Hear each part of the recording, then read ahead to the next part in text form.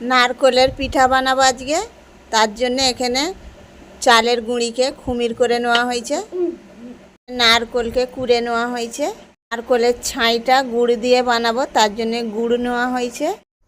এই নারকল পিঠাটা কিভাবে বানাচ্ছি দেখো। চলুন রেসিপিটা শুরু করা যাক। নারকলের ছাই বানাবার জন্য এখানে গুড় দিয়ে দেবো কড়াইয়ের মধ্যে। নারকলটা দিয়ে দেবো।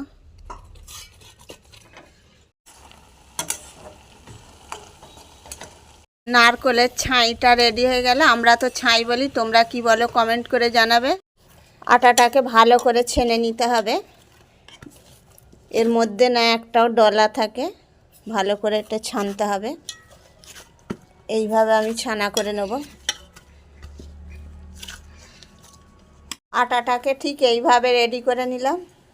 পিঠেটা বানাবার জন্যে লেচিগুলো রেডি করে নিলাম, আর ওর মধ্যে এক এক করে পুর দিয়ে দিচ্ছি আর নারকলের।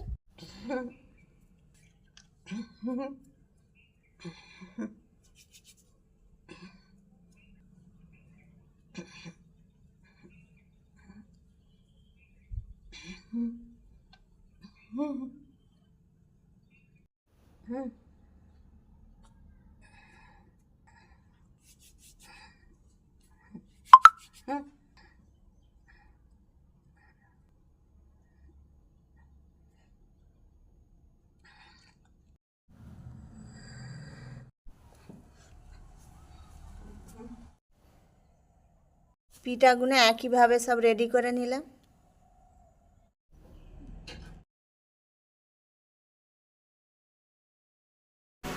পিঠাটা ভাবিয়ে নেব।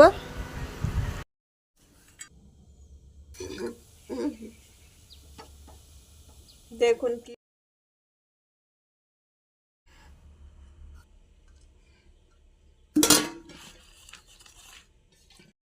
একই পদ্ধতিতে সব পিঠাগুলো ভাবিয়ে নেব।